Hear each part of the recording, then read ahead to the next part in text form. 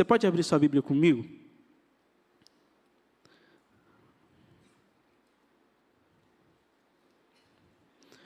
Nós ainda temos muitos desafios lá para fazer. Temos desafios com as crianças agora, de construir também uma salinha para que elas possam cultuar o Senhor na salinha. E também construir banheiros, a gente não tem banheiros, e a gente está com alguns desafios pela frente. Mas nós acreditamos que Deus é o Senhor da obra e Ele fará como aprouver.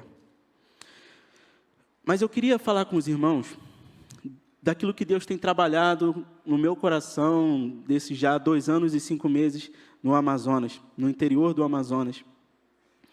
E nesse campo missionário, a qual o Senhor me enviou.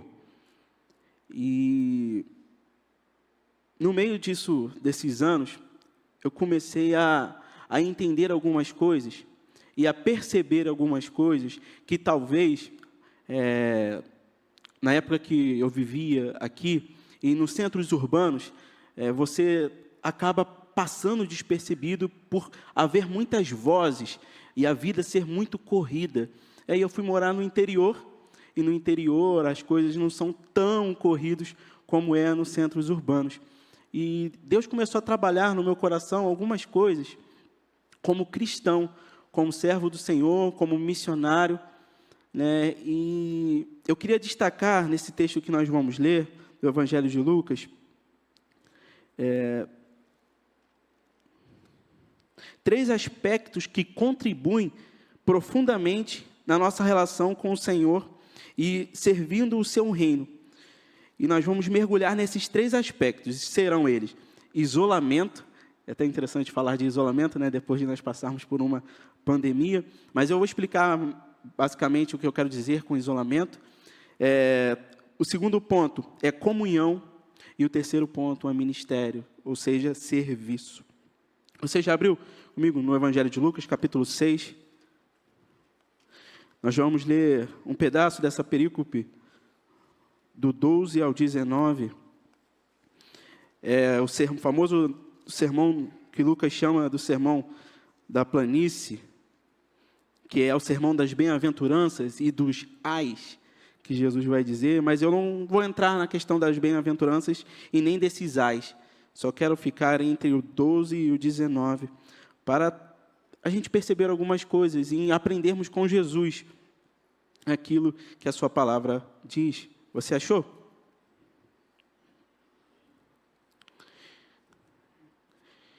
Então leremos assim: num daqueles dias, Jesus saiu para o monte a fim de orar, e passou a noite orando a Deus. Ao amanhecer, chamou seus discípulos e escolheu 12 deles, a quem também designou apóstolos. Simão, que deu o nome de Pedro, seu irmão André, Tiago, João, filho de Bartolomeu, Mateus, Tomé, Tiago, filho de Alfeu, Simão, chamado Zelote, Judas, filho de Tiago, e Judas Iscariote, que veio a ser o traidor. Jesus desceu com eles e parou num lugar plano. Estavam ali muitos dos seus discípulos e uma imensa multidão procedente de toda a Judéia e de Jerusalém e do litoral de Tiro e Sidom estavam ali, que vieram para ouvi-lo e serem curados de suas doenças. Os que eram perturbados de espíritos imundos ficaram curados, e todos procuravam tocar nele, porque dele saía poder para curar a todos. Vamos orar? Senhor, eis aqui a tua palavra, Pai.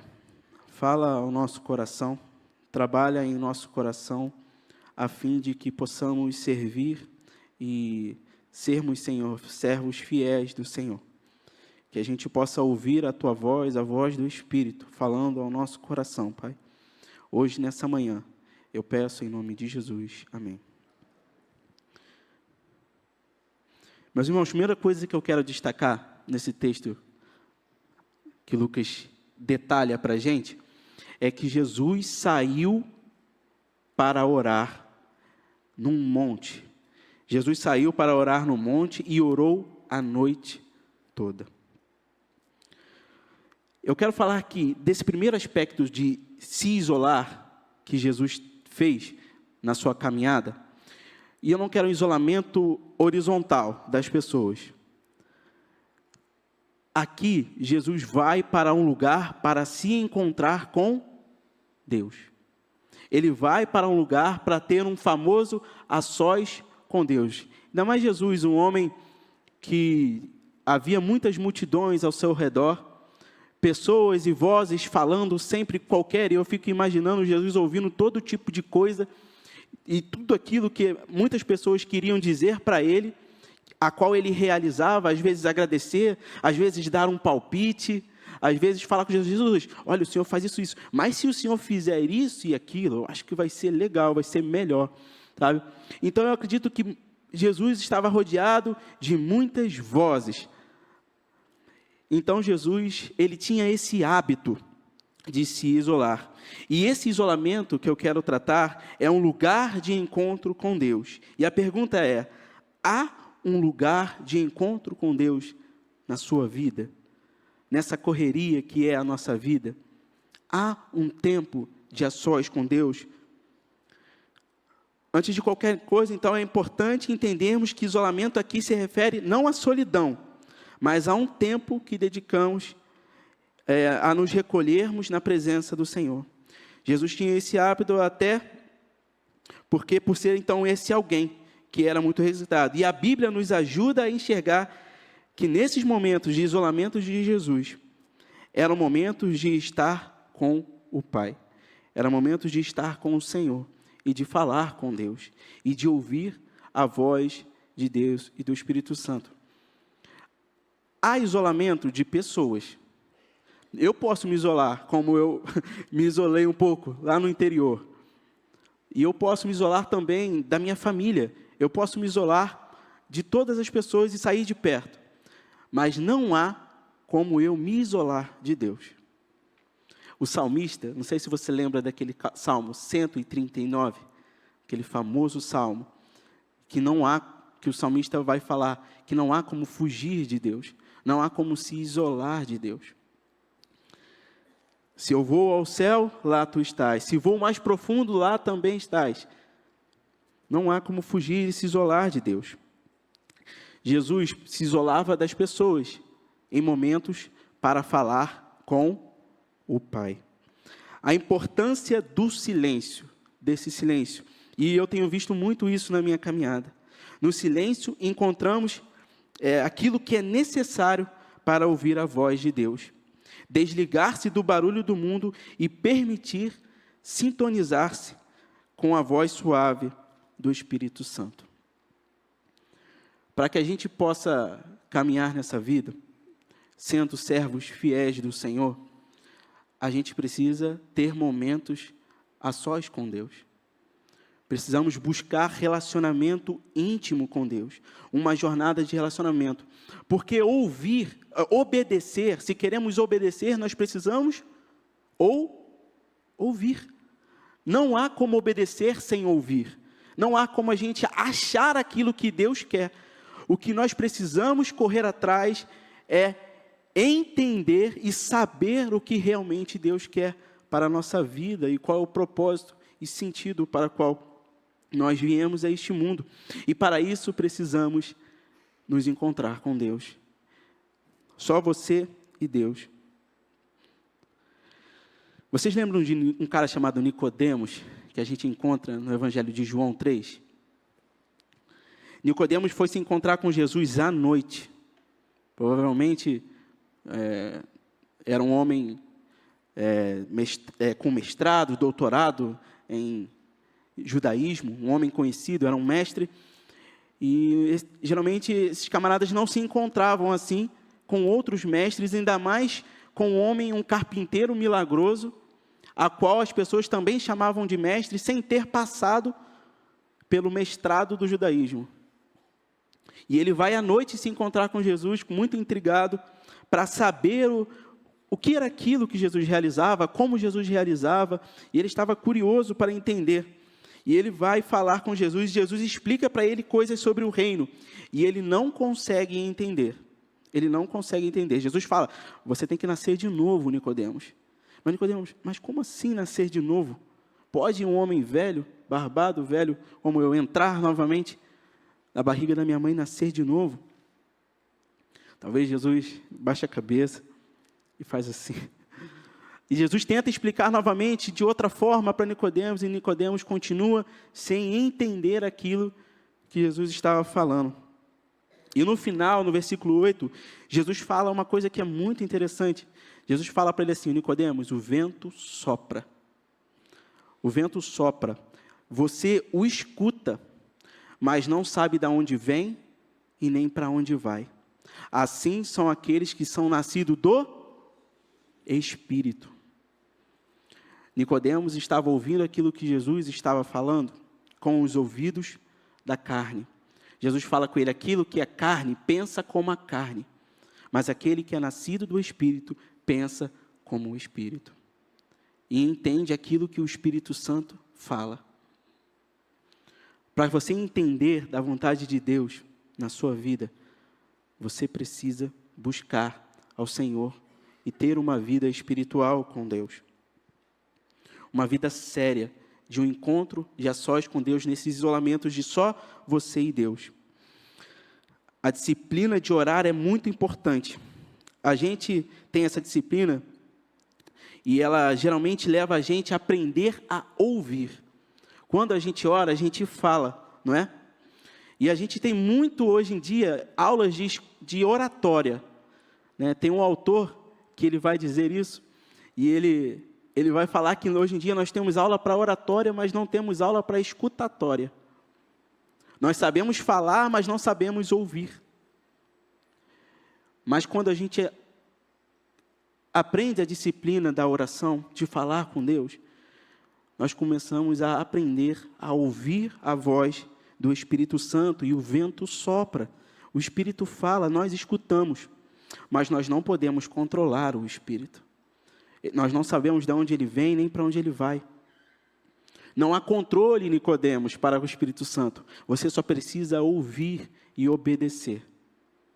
Não há como controlar as vontades de Deus para a nossa vida.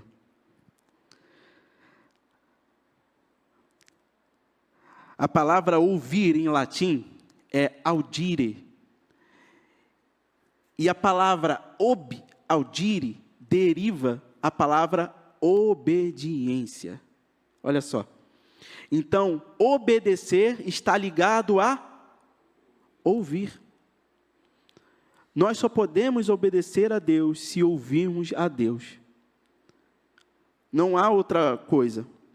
Às vezes a gente pode até achar que está fazendo aquilo que é bom para Deus, mas não era aquilo que Deus queria para nós. Não foi assim com o apóstolo Paulo?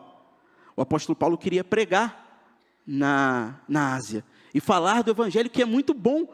Puxa vida, eu vou falar do evangelho na Ásia. E o que aconteceu com o apóstolo Paulo? O Espírito Santo levou ele para onde? Para Macedônia. Porque o apóstolo Paulo estava interessado em obedecer ao Senhor e não achar aquilo que o Senhor quer, mas ouvir de certeza aquilo que o Senhor quer para a sua vida. E a disciplina de oração nos ajuda a entender isso. Ouvir está ligado a obedecer. Para obedecer, precisamos ouvir. Aquele que ouve com atenção e obedece aos meus mandamentos, este é o que me ama. Jesus é aquele que ouve e obedece. Quanto mais surdo ficamos à voz de Deus, mais absurdos nos tornamos. E absurda é a vida que não ouve a voz de Deus, que não anda com Deus. É uma vida sem Deus, é uma vida absurda. E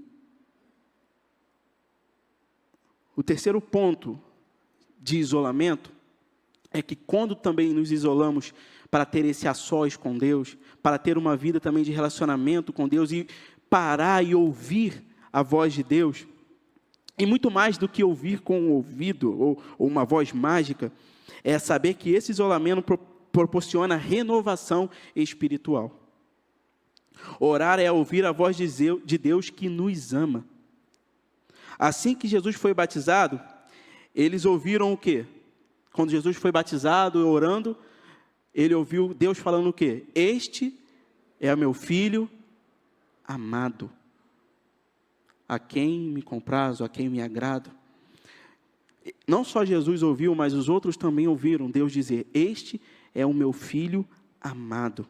E essa voz de Deus faz calar todas as vozes exteriores ao nosso redor.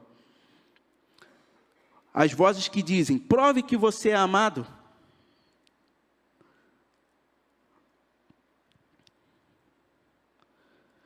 Prove que você é esse filho amado. Foi o que Jesus não ouviu no deserto? Logo após ouvir a voz de Deus, dizendo que ele era o filho amado, o Espírito conduz Jesus para o deserto, e o que Jesus ouve nas vozes exteriores, na voz do diabo? Prove que você é o filho amado. Você não é o filho de Deus? Se jogue daí, ó.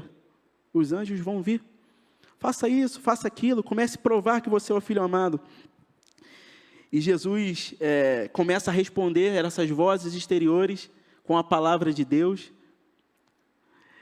Mas eu ouso dizer que esse compêndio todo da resposta de Deus, da resposta de Jesus ao diabo e às vozes exteriores, é que Jesus já tinha ouvido a voz de Deus dizendo que ele era o filho amado. Ele não precisava provar nada para ninguém.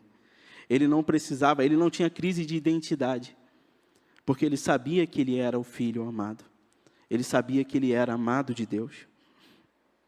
E contudo, Jesus então não se abala com essas vozes. E ele nos diz que nós também, através do seu sangue, somos o que de Deus? Filhos amados.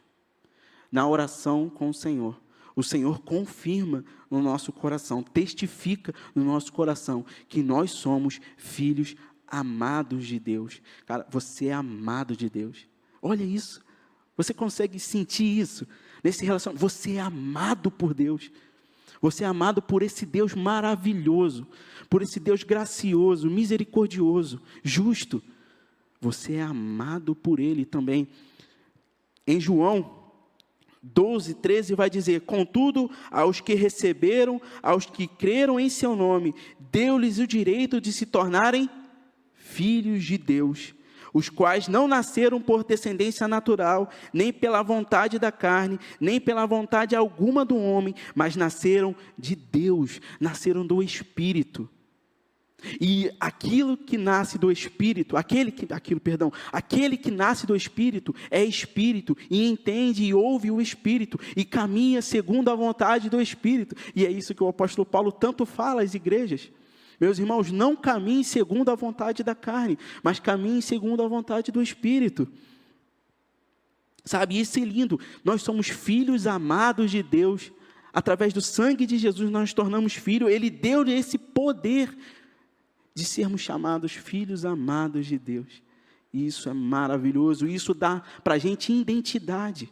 Meu irmão, o mundo pode dizer o que quiser de você. Pode falar o que quiser de você. Mas se Deus falou que você é filho amado dele, você é filho amado dele. E nada mais. Eu estava no seminário uma vez e uma professora minha, talvez ela estava em crise na sua fé, e ela falou comigo, Gabriel, tem certeza que você vai lá para a aldeia, falar de Jesus lá para o pessoal? Tem certeza? Assim, você acha mesmo que eles precisam ouvir? E eu fiquei, como assim? Como que minha professora me fala uma coisa dessa, assim, sabe? E na hora eu fiquei um pouco desconcertado e falei com ela, não, mas Jesus também quer salvar eles, sabe? Mas talvez hoje, se eu fosse dar uma resposta a ela, falaria para ela, olha, eu descobri que eu sou o filho amado de Deus. E as pessoas também precisam descobrir isso. Elas precisam saber desse Deus que morreu numa cruz por elas.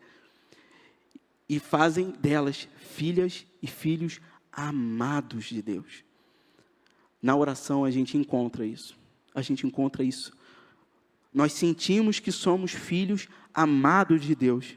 A intimidade com Deus que que resolve e ajuda a gente a suportar os maiores dilemas da consciência humana em nossas crises de identidade. Com isso em mente, conseguimos lidar com a grande quantidade de sucessos e de fracassos também na nossa vida, sem perdermos nossa identidade.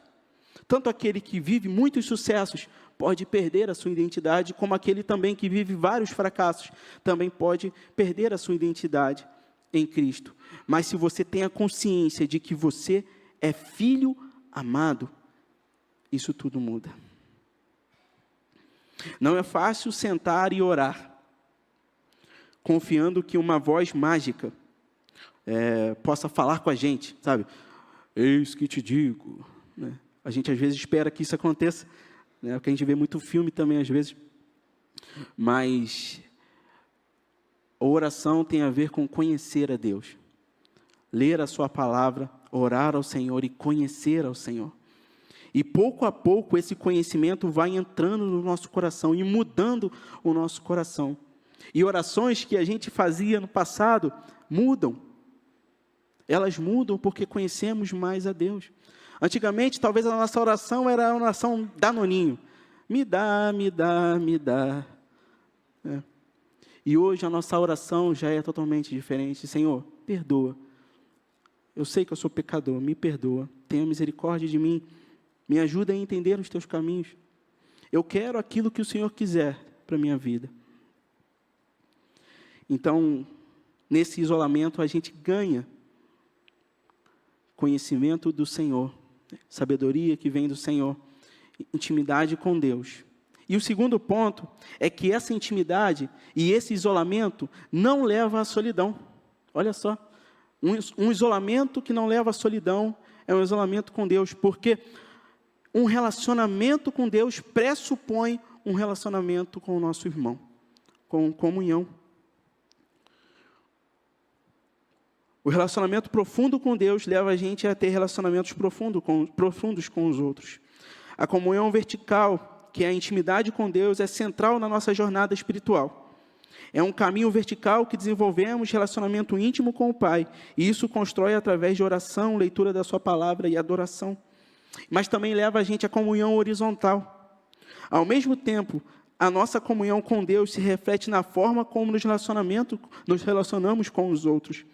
O amor que recebemos de Deus transborda para nossos relacionamentos, promovendo unidade e paz na igreja e na sociedade. Olha isso, se você tem consciência que você é amado de Deus, que esse amor transborda para você, que esse amor enche você, esse amor transborda de você e toca a vida das pessoas. É uma intimidade que gera vida. É uma intimidade que gera paz, amor e unidade da igreja. É na igreja que a gente aprende muita coisa. Eu costumo às vezes falar com eles lá, porque tudo é novo para eles. Eles não conheciam muito bem sobre a questão de ser uma igreja. Eles têm aprendido muito com a minha esposa e comigo, né, aquilo que o Senhor vem colocando no nosso coração. Mas muita coisa que eu aprendi sobre o reino de Deus, eu aprendi com os irmãos aqui. Sabe, se hoje eu tenho algum conhecimento lá de lidar com as crianças, aprendi com a Jane, entendeu? Com as professoras do Ministério Infantil. Se hoje eu sei mais ou menos como dar uma classe de batismo, eu aprendi com a dona Jael, que foi minha professora da classe de batismo.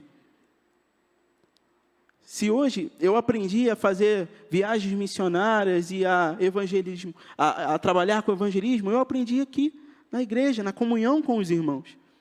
E essa comunhão gera conhecimento e sabedoria do reino. E às vezes a gente fica chateado com algumas coisas que acontecem com alguns irmãos da igreja e tudo mais, mas a gente esquece aqui na igreja que a gente aprende a pedir perdão e a perdoar também, porque a gente é família. Se não tem a experiência de comunidade, como que eu iria aprender certas coisas sobre o reino de Deus? Sabe, Jesus desce, depois de ter essa oração a noite toda com Deus, de entender e buscar a voz de Deus, a primeira coisa que Jesus faz é reunir esses apóstolos, esses discípulos e formar uma comunidade. aonde cada um com a sua diferença, ou você acha que Pedro é igual a João? Que Jesus só escolheu aqueles que são iguaizinhos. Não, Pedro parece muito com João, então Pedro e João vai dar certo. Cada discípulo de Jesus tinha a sua particularidade, sua diferença, mas todas tratadas pelo Espírito Santo, e a gente vê isso em Atos.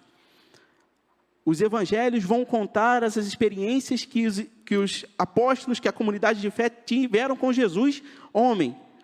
Mas em Atos, os apóstolos começaram a ter experiências com o Espírito Santo. Jesus deixa de estar com eles para estar dentro deles.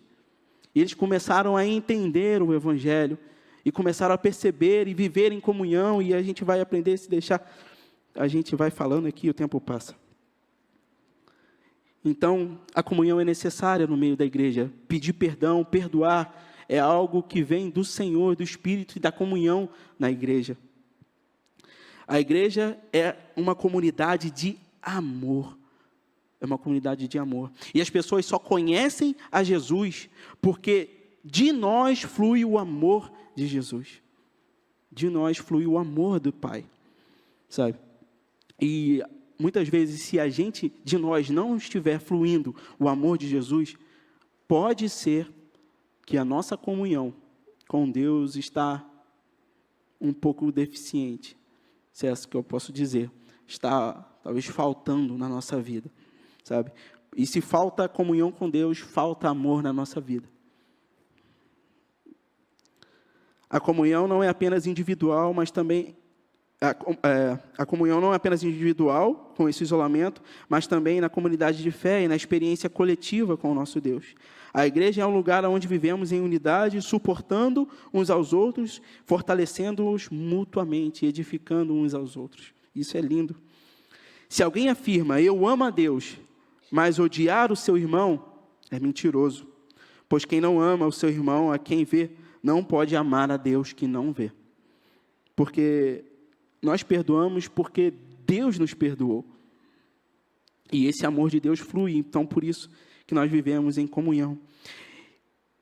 E nessa intimidade com Deus, que gera comunhão, gera também o terceiro e último ponto que eu queria destacar para nós como igreja, serviço, ministério. Servindo em amor e obediência. Ter intimidade com Deus faz a gente querer ter comunhão com os nossos irmãos e também faz a gente querer servir aos nossos irmãos. Descobrimos os nossos dons dentro da igreja. A intimidade com Deus nos leva a descobrir os dons que Ele nos deu e que Ele nos dá. Cada um de nós tem um papel no corpo de Cristo. E os dons que Deus nos dá não são para benefício próprio. 1 Coríntios 12, 7.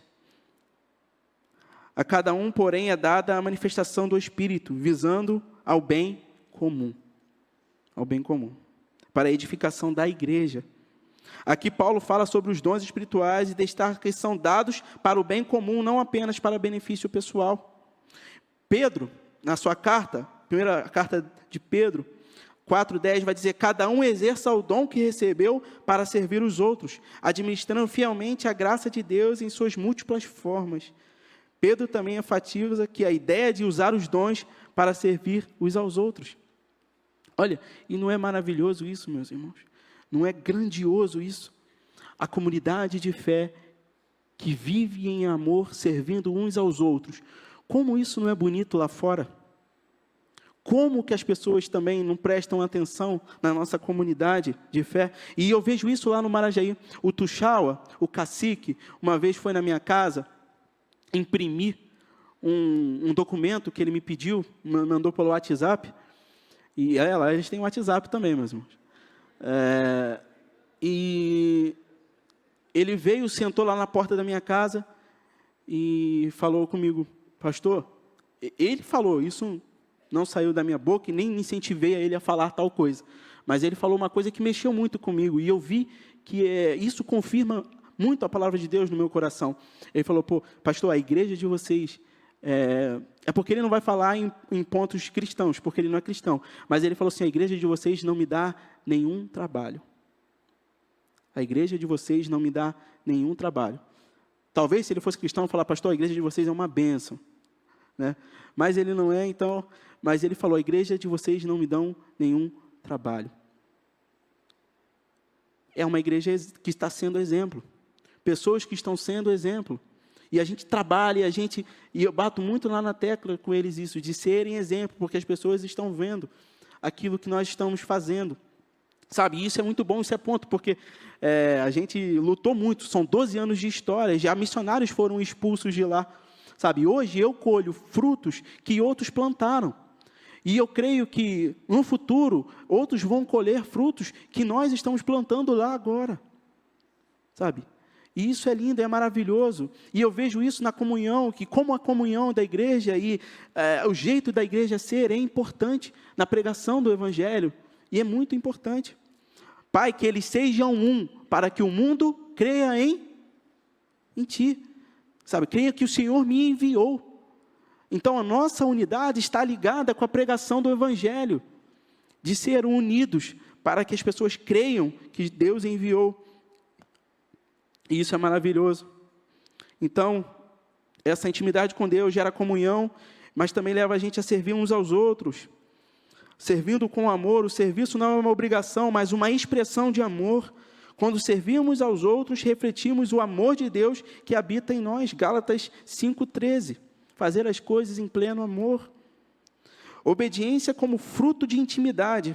O serviço é uma resposta natural à intimidade com Deus. Quando conhecemos o seu coração, desejamos obedecer e servir, sendo instrumentos nas mãos do Senhor para o avanço do seu reino.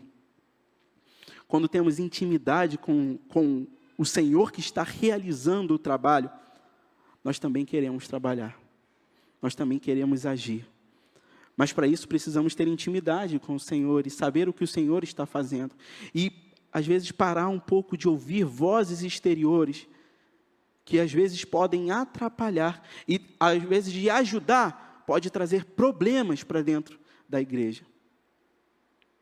Nós precisamos estar ligados e conectados àquilo que o Senhor quer fazer. Independente das vozes exteriores, precisamos estar ligados à voz de Deus e conhecer aquilo que Ele quer para a nossa igreja, para as nossas igrejas, para o nosso povo, para Teresópolis, para Marajaí, para o Brasil e para o mundo. E isso é muito bom, Senhor. Em nossa jornada de intimidade, para concluir, com Deus, o isolamento, a comunhão e o ministério são interligados, é um tripé, formando essa tríade essencial para a nossa vida cristã. Que possamos buscar diariamente a face do Senhor, cultivar relacionamentos profundos com Ele e com os nossos irmãos e servir ao próximo com amor, obediência, palavra para a glória de Deus. Amém? Então, audire, ouvir, audire, obedecer. Vamos ouvir ao Senhor e obedecer à sua voz. Você pode abaixar sua cabeça?